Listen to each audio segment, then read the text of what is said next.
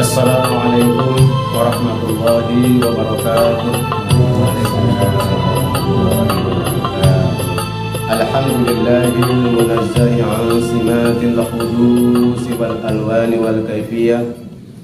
Wa ashhadu an la ilaha illallahul ghaniyyu an kulli ma siwah wal muftaqiru ilayhi kullu syai'in fi sa'iril awqat. Wa ashhadu anna sayyidana Muhammadan sayyidul makhluqat. Wassalatu wassalamu ala rasulillahi sahibil hawdi wasyafa'at wa ala alihi al-mufaddilin ala sairil umam wa ashabil faizina bi anwa'il khairati wa ni'am. Amma ba'du. Qala rabbi israh li sadri wa yassir li amri wahlul 'uqdatam min lisani yafqahu qawli. Subhanaka la ilma lana illa ma 'allamtana innaka antal alimul hakim. Ikhwatul iman rahimakumullah.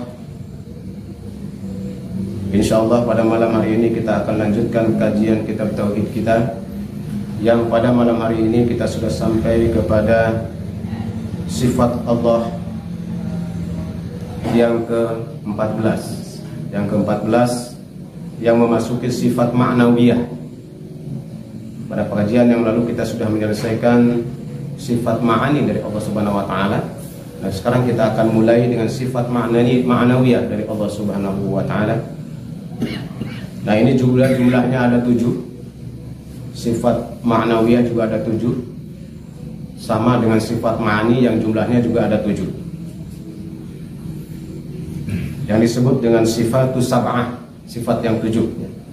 Di antaranya sifat yang 7 yang sifat ma'ani itu adalah qudrat, iradat, ilmu, hayat, sama, basar, dan kalam. Nah, ini disebut sifat ma'ani. Yang sudah kita ketahui bahwa sifat ma'ani itu wahiyya wujudiyatun, yaitu sifat yang termasuk bangsa wujud, bangsa wujud yang ada pada Allah Subhanahu wa taala, bihaitsu la kushifa hijabu la ru'yat. Dan dengan sifat ma'ani itu maka terbuka seluruh hijab. Ya, tentunya apabila hijab itu akan terlihatlah oleh kita semua dan juga terdengarlah ausumiat wa hadhi sab'atu, dari sifat-sifat yang 7 itu. Jadi dengan sifat ma'ani ini untuk membuka pengenalan kita kepada Allah, ma'rifat kita kepada Allah. Kalau kita sudah mengenal sifatus sab'ah tadi, sifat ma'ani dari Allah itu, maka terbukalah di situ pemahaman kita, ma'rifat kita, pengenalan kita kepada Allah Subhanahu wa taala. Ya. Makanya disebut sifatil ma'ani. Nah, kemudian kita lanjutkan wa hadhihi sab'atu tulazimu sab'ata. Nah, adapun sifat yang 7 dari sifat ma'ani itu, maka dilazimkan dengan sifat sab'ah yang lainnya, allati tusamma ma'nawiyah. Itulah yang disebut dengan sifat ma'nawiyah. Wa hiya umurun i'tibariyah, yaitu sifat ma'nawiyah yang termasuk menjadi i'tibar dari sifat-sifat ma'ani. Jadi saudara-saudara sekalian, sifat ma'nawiyah ini merupakan penjelasan detail dari sifat ma'ani. Kalau sifat ma'ani adalah merupakan sifat yang wajib bagi Allah di dalam zatnya Allah, yang qadim dan juga qawim, yang terdahulu dan kemudian tetap adanya pada Allah. Nah, kemudian sifat ma'nawiyah ini lebih menjelaskan lagi, lebih menegaskan lagi sifat ma'nawiyah ini tentang sifat-sifat ma'ani dari Allah yang 7 tadi. Nah, kenapa di sini menarik ya? Kenapa sifat ma'ani harus ada sifat ma'nawiyahnya? Sementara sifat-sifat yang lain, ya, sifat-sifat nafsiyah, yaitu wujud, dan juga sifat salbiyah dari Allah yang 5, qidam, baqa, mukhalafatul hawadisi, qiyamu bi nafsi, wahdaniyat yang 5, itu tidak ada sifat ma'nawiyahnya. Ya. Karena sifat-sifat nafsiyah dan sifat salbiyah ini tidak dimiliki oleh makhluknya. tidak dimiliki oleh makhluknya, keberadaan Allah itu. Berbeda dengan sifat ma'nawiyah. Ya. Seperti di dalam sifat-sifat salbiyah, di situ misalkan kidam, terdahulu. Ya, terdahulu. Nah, ini tidak dimiliki oleh makhluk. Makhluk itu tidak ada yang terdahulu. Pasti walaupun orang ini atau makhluk ini diciptakan sudah lama, pasti tadinya tidak ada. Yang namanya makhluk pasti tadinya tidak ada. Yang tidak pernah tidak ada itu adalah Allah. Artinya Allah, keberadaan Allah itu tidak diawali dengan ketiadaan. Setiap makhluk pasti diawali dengan ketiadaan. Artinya dari tidak ada kemudian menjadi ada, diadakan oleh Allah. Oleh karena itu, sifat qidam ini tidak dimiliki oleh makhluk. Gak ada satupun makhluk yang memiliki sifat qidam, tidak ada. Begitu juga dengan baqo, kekal. Tidak ada makhluk yang kekal. Hanya Allah lah yang kekal. Makanya tidak perlu ada penegasan lagi. Tidak perlu. Sudah jelas di situ. Sudah jelas bahwa yang baqo itu hanya Allah. Yang kekal itu hanya Allah. Makhluk siapapun selain Allah namanya makhluk, itu tetap tidak kekal. Artinya fana, mengalami kehancuran. Mengalami kehancuran. Semua makhluk dalam semesta ini, manusia, hewan, tumbuhan, jin, malaikat, itu tadinya tidak ada, diciptakan oleh Allah, kemudian diwafatkan oleh Allah, kembali tidak ada. Malaikat juga diwafatkan semua. Termasuk malaikat yang terakhir wafat adalah malaikat Israil, malaikat pencabut nyawa. Disuruh mencabut nyawanya sendiri. Jadi malaikat saja meninggal, wafat. Bahkan yang tukang nyabut nyawa juga tetap meninggal. Itu tandanya makhluk. Oleh karena itu ya baqo ini hanya dimiliki oleh Allah Subhanahu wa taala. Wujud, qidam, baqo. Mukhallafatul hawadisi, menyelisih dengan yang baru. Hanya Allah yang berbeda. Makhluk itu pasti ada kesamaan. Tidak ada yang berbeda persis. Qiyamuhu binafsihi, berdiri sendiri. Mana ada makhluk yang berdiri sendiri?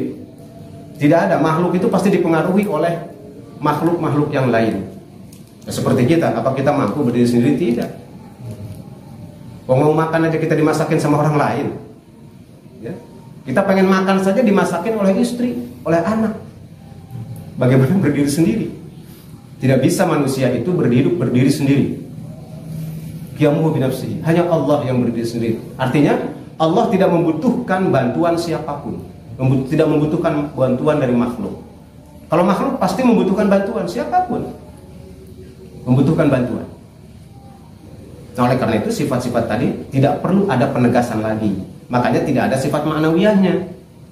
Ya, itu hanya sifat yang tujuh tadi, yaitu sifatus sab'ah.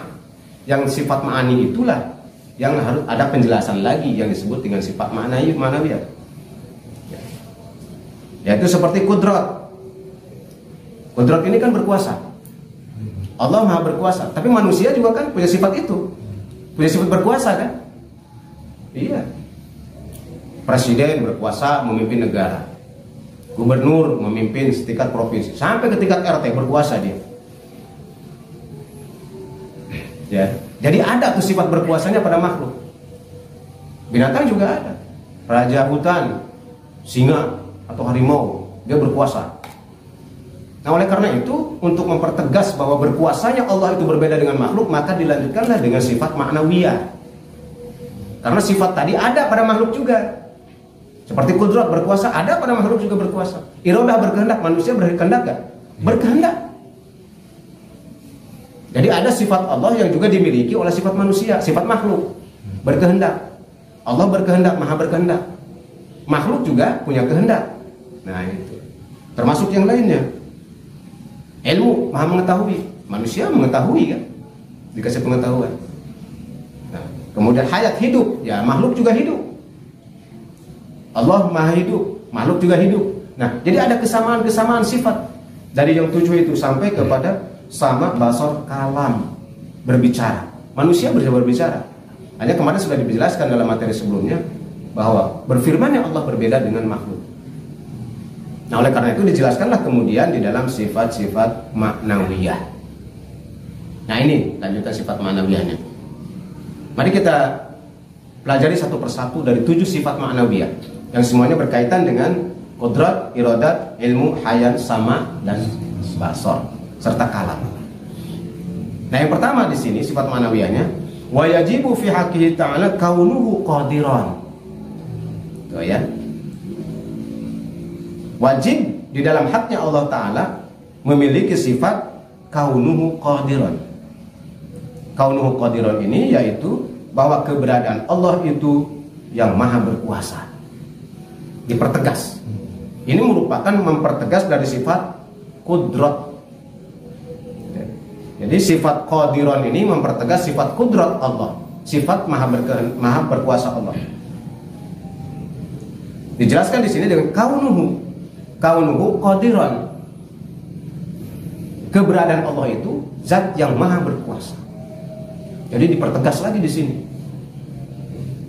bahwa keberadaan Allah itu zat yang maha berkuasa. Fal kauniyatu madhkuratu sifatun sabitatun fi nafsiha qaimatun bidzati lazimatun lil qudrati. Ya, itu. Jadi kenyataannya apa yang disebutkan tadi, sifat tersebut itu tetap adanya fi nafsiha, di dalam sifat dirinya Allah Ta'ala, qaimatun yang tetap, bidzatihi dalam zatnya, lazimatun yang lazim, lil qudrati dengan sifat kudrat, lazim, layak, begitulah adanya dan begitulah seharusnya, gitu penegasan. Jadi di sini ditegaskan lagi dengan kaunuhu qadiran ini, selayaknya lah, seharusnya lah, sepantasnya lah keberadaan Allah itu maha berkuasa. Begitu dipertegas. Bukan sekedar maha berkuasa. Dipertegas dalam sifat yang ma'nawiyah ini. Memang begitulah seharusnya. Ya, bahasa kitanya begitu. Keberadaan Allah itu, Tuhan itu, ya memang harus maha berkuasa. Nah, penjelasannya. Kalau tidak maha berkuasa bukan Tuhan, makhluk. Jadi jelaskan lagi. Jadi lazimnya seperti itu. Yang namanya Tuhan lazim sekali, layak sekali, pantas sekali, dan wajib serta harus memiliki sifat maha berkuasa. Gitu. Penegasannya sih, tidak sudah semakin tegas, jelas, dan tidak ada keraguan lagi di sini dengan sifat ma'nawiyah ini. Ya. Bahwa begitulah lazimnya. Fa ma'na kaunihi, adapun sifat makna kaunuhu ini qadiran wa qiyamul qudrati bidzatihi ta'ala, yaitu tetap, ya, tegaknya kudrat ini di dalam zat Allah Ta'ala, tetap. Jadi sifat maha berkuasa ini lazim bagi Allah dan tetap adanya, tidak berubah sedikit pun. Allah itu maha berkuasa dalam segala hal apapun, dalam keadaan apapun Allah itu maha berkuasa, dan tetap adanya Allah maha berkuasa, tidak berkurang sedikit pun kemahakuasaan Allah. Inilah yang membedakan dengan makhluk. Kalau yang makhluk, bolehlah 5 tahun berkuasa, besok lusa tidak terpilih, nggak berkuasa. Jadi orang biasa lagi. Anggota dewan 5 tahun dia merasa berkuasa, selesai jadi anggota dewan nggak kepilih lagi, selesai jadi masyarakat biasa, tanda tangannya nggak laku, omongannya nggak dipakai sama masyarakat. Berarti habislah buat kekuasaan dia. Begitu juga yang lain, yang namanya makhluk seperti itu. Singa, macan, gagah, tapi begitu ompong giginya, udah. Tikus saja nggak takut sama singa dan macan itu, karena giginya ompong. Yang ditakutinya cuma giginya doang, bukan kumisnya macan itu, giginya. Dengan cakarnya, begitu cakarnya nggak ada, giginya ompong, nyengir, bukan ditakuti, malah diketawakan sama kucing dan tikus. Begitu juga di manusia. Ketika sudah tidak ada pengaruhnya, maka tidak diakui lagi, sudah tidak ditakuti lagi oleh manusia. Itulah keterbatasan makhluk di dalam hal berkuasanya. Allah tidak demikian. Allah tidak demikian. Apakah manusia itu takut atau tidak kepada Allah? Allah tetap maha berkuasa. Artinya, orang mau menyembah Allah, orang mau ingkar kepada Allah atau tidak, ketika seluruh manusia menyembah Allah tidak menambah kekuasaan Allah. Ketika seluruh dunia ini kufur kepada Allah tidak mengurangi kemahakuasaan Allah. Jadi tetap adanya, tidak dipengaruhi oleh makhluknya tentang kemahakuasaan Allah. Allah tetap maha kuasa. Mau bagaimanapun sikap manusia kepada Allah, mau bejat dan durhaka kepada Allah tidak mengurangi kemahakuasaan Allah. Allah tetap maha berkuasa. Ya, Allah maha tetap berkuasa. Sebab nanti ketika di yaumil akhir baru di situ. Siapa yang berkuasa pada hari ini kata Allah? Hanya akulah Al-Malikul Mulk. Akulah raja di raja. Mana dulu raja-raja yang dalam dunia? Mana. Pada saat itu tunduk semua, tidak ada yang berani mangap. Ya, itulah ya tentang sifat kudrat maha berkuasanya Allah Subhanahu wa taala. Walaisa hunaka sifatun ukhra, dan tidak ada dalam sifat kaunuhu qadiran ini sifat yang lainnya. Tidak ada sifat yang lainnya. Zaidatun ala qiyamil qudrati bidzati sabitatun, yang melebihi daripada tetapnya sifat kudrat itu dalam zatnya Allah Ta'ala. Jadi tidak ada sifat yang lainnya yang melebihi dari sifat Allah Subhanahu wa Ta'ala dalam kekuasaannya. Hanya Allah lah satu-satunya zat yang maha berkuasa. Sehebat-hebatnya manusia, Fir'aun yang dikatakan maha berkuasa, atau Fir'aun yang mengaku dirinya berkuasa di alam dunia ini, tetap dia adalah makhluk Allah yang lemah pada saatnya. Wadidduhu kaunuhu ajizan, dan lawan daripada sifat kaunuhu qadiran itu adalah ajizan, kaunuhu ajizan, yaitu keberadaan Allah itu lemah. Nah, ini lawannya. Atau dengan kata lain ini adalah mustahil. Ya, mustahil ya. Mustahil dong. Allah itu bersifat lemah. Nggak mungkin dong, Allah yang menciptakan alam semesta kok lemah, ya. Bagaimana bisa mengadili makhluknya kalau Tuhannya lemah, ya. Nanti diledek sama manusia, ya gitu. Maka ini merupakan lawan daripada sifat kaunuhu qadiran, ya.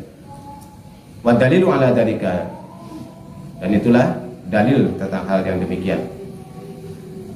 Ai subutu kaunihi qadiran, yaitu jelasnya tetap sifat kaunuhu qadiran ini ada pada zatnya Allah Ta'ala, sama dalilnya dengan dalil qudrati, sama dengan dalil qudrat. Innallaha ala kulli syai'in qadir. Sesungguhnya Allah itu maha berkuasa atas segala sesuatu. Segala sesuatu tanpa terkecuali. Mau urusan apa saja Allah kuasa. Allah maha berkuasa. Kekuasaan Allah meliputi seluruhnya, segala sesuatu. Ala kulli syai'in qadir, atas segala sesuatu. Nah, itulah saudara-saudara sekalian, ya, tentang sifat ma'nawiyah yang pertama, yaitu kaunuhu qadiran, bahwa selayaknya lah keberadaan Allah itu zat yang maha berkuasa. Jadi sekali lagi, bahwa sifat ma'nawiyah ini mempertegas sifat-sifat yang 7 dari sifat ma'ani tadi, sehingga dengan demikian tidak ada keraguan lagi tentang zatnya Allah Ta'ala, untuk menambah keyakinan dan membedakan dengan makhluknya yang lain. Walaupun di dalam sifat itu secara nama ada kemiripan, ada kesamaan, seperti tadi qudrat, iradat, sama, basar, mendengar, melihat, ada kemiripan dari sisi nama. Tetapi jelas dengan sifat ma'nawiyah ini dipertegas bahwa kemiripan itu hanya kemiripan nama, bukan secara hakikat. Bukan secara hakikat, apalagi af'al, perbuatan, sangat jauh berbeda.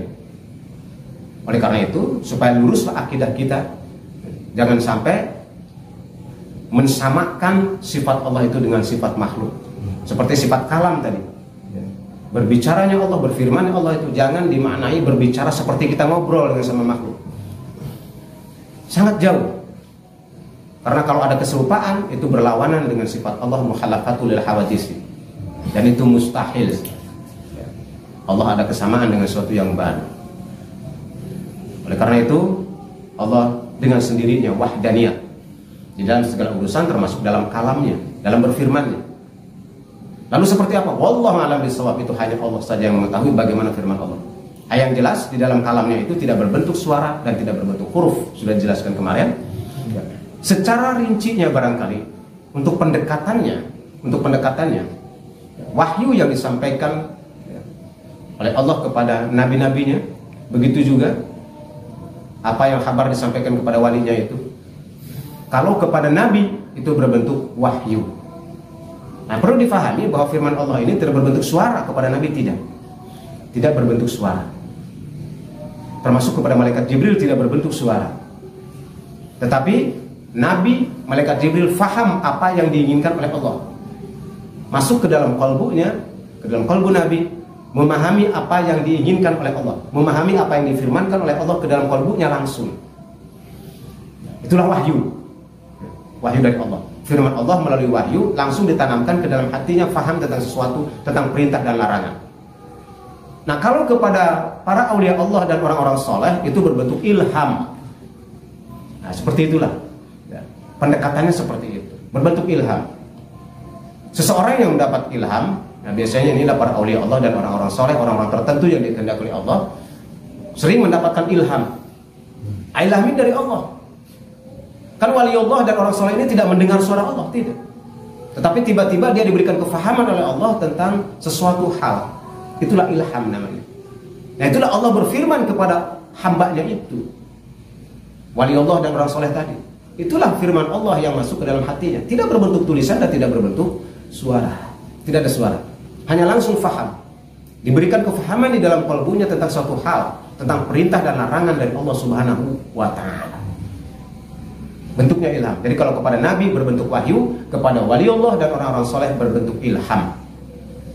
Begitulah pendekatannya supaya kita lebih paham tentang bagaimana Allah berfirman kepada hamba-hambanya. Nah, itulah saudara-saudara sekalian, pada kesempatan ini yang pertama secara ringkas penjelasan tentang sifat ma'nawiyah, yaitu kaunuhu qadiran. Begitulah adanya keberadaan Allah itu yang maha berkuasa, yang merupakan penegasan daripada sifat Allah, yaitu qudrat. Demikian, mohon maaf apabila ada kekeliruan dalam kesempatan ini. Mudah-mudahan ini menjadi semakin memperkuat akidah dan keyakinan kita, memperteguh keimanan kita dan makrifat kita kepada Allah Subhanahu wa Ta'ala, sehingga kita bisa mengenal Allah dengan sebaik-baiknya dan terhindar daripada ketersesatan dan ketergelinciran akidah. Terima kasih atas segala perhatiannya. Kepada Allah lah kita mohon ampun. Hadzallahu wa iyyakum ajma'in. Wallahu muwaffiq ila aqwamit thoriq. Wassalamualaikum warahmatullahi wabarakatuh.